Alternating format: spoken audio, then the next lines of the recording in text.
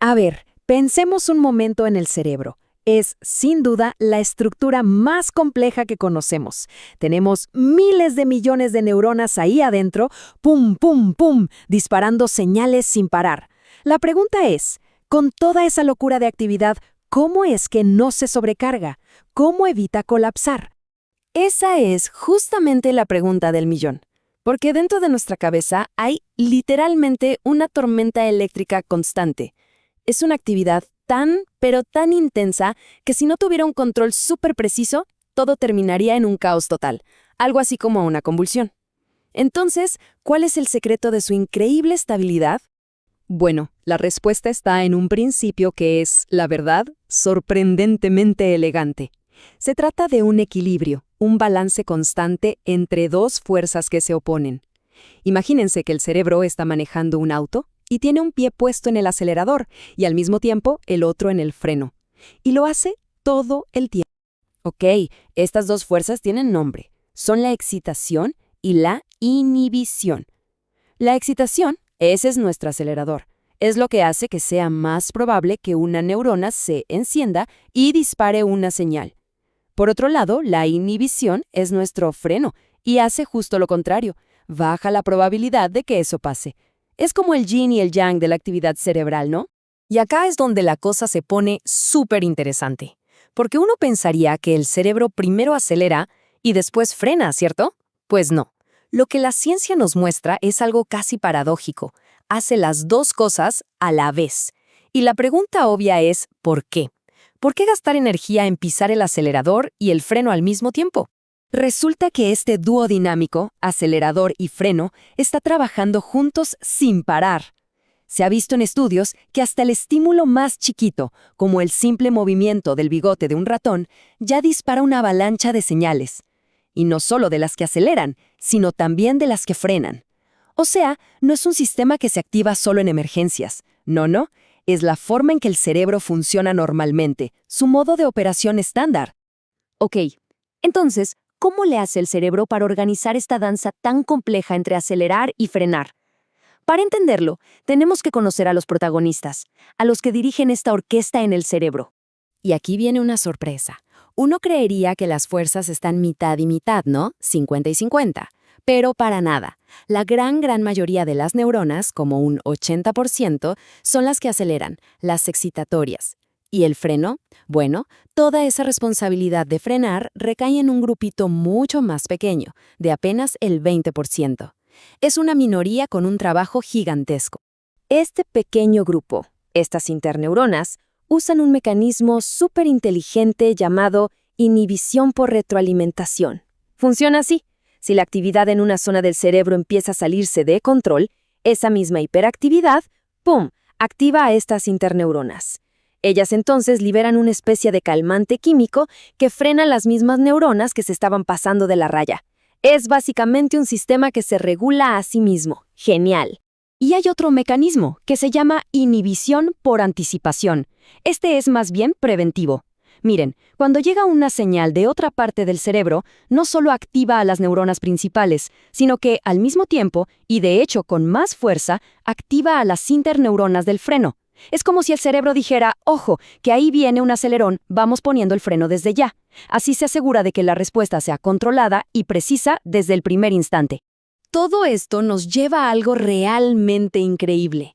Hoy en día, la ciencia no solo se limita a observar este equilibrio, no. Ahora están aprendiendo a meter mano, a sintonizarlo activamente para poder estudiarlo mejor y, con suerte, tratar problemas cerebrales en el futuro. Y para hacer esto, usan unas herramientas de altísima tecnología. Por ejemplo, técnicas como la estimulación magnética transcraneal, o TMS. Usan unos imanes muy potentes fuera de la cabeza para básicamente encender o apagar ciertas regiones del cerebro. Hay otras, como la estimulación con corriente directa, la TDCS, que usa una corriente eléctrica súper suave para lo mismo. En resumen, con esto pueden pisar el acelerador o el freno desde afuera, sin necesidad de cirugía ni nada por el estilo. Pero, ojo, el chiste de todo esto no es solo darle una sacudida momentánea al cerebro. Para nada. El verdadero objetivo es algo que llamamos plasticidad, es decir, crear cambios que duren, cambios en que también se comunican las neuronas entre sí. Es como si le estuvieran haciendo una afinación permanente al motor del cerebro para que funcione mejor. Claro, esto nos lleva a la siguiente pregunta lógica. Si los científicos están afinando esta orquesta que es el cerebro, ¿cómo saben si lo están haciendo bien? O sea, ¿cómo escuchan los cambios en la música para saber si la intervención de verdad funcionó? Bueno, por muchísimo tiempo la forma de hacerlo era bastante, digamos, rústica. La principal manera de medir si el cerebro estaba más acelerado era estimular la parte que controla el movimiento, la corteza motora, y ver si se producía una pequeña contracción en un músculo de la mano. Ese pequeño movimiento se ve como una ondita en una pantalla, y se llama potencial evocado motor, o MEP. La lógica era simple. Si la onda era más grande, significaba que el cerebro estaba más excitable. Si era más chiquita, menos excitable. Sencillo, ¿no? Pero claro, tenía un gran problema. Es una medida indirecta y solo nos dice qué pasa en una parte muy específica del cerebro. El problema salta a la vista. Medir el movimiento de un dedo te dice muy, pero muy poco sobre qué está pasando en las áreas del cerebro que se encargan del lenguaje, la memoria o las emociones. Y tampoco revela nada sobre la dinámica real de los circuitos por dentro. La analogía es perfecta. Era como querer entender una sinfonía completa escuchando una sola nota de un solo violín. Y aquí es donde la tecnología moderna entra y lo cambia absolutamente todo. Ahora se puede combinar esa estimulación magnética, el TMS, con un electroencefalograma, el famoso EEG. ¿Y qué permite esto? Permite estimular una parte del cerebro y al mismo tiempo escuchar la respuesta eléctrica de toda la corteza, en vivo y en directo. Ahora sí, es la diferencia abismal entre escuchar esa notita solitaria y escuchar la sinfonía completa. Y la cantidad de información que se obtiene con esto es simplemente brutal. Ya no es solo ver si la señal es más fuerte o más débil. ¿Qué va? Ahora se pueden analizar cosas súper complejas. Los potenciales que evoca la estimulación, la actividad eléctrica global, cómo cambian las ondas cerebrales, si las diferentes áreas se sincronizan. Es una mirada ahora sí multidimensional de lo que está pasando allá adentro. Entonces, para ir cerrando, ¿por qué es tan importante este salto? Este paso de escuchar una sola nota a poder escuchar la sinfonía completa. ¿Qué es lo que nos permite hacer todo este nuevo nivel de detalle?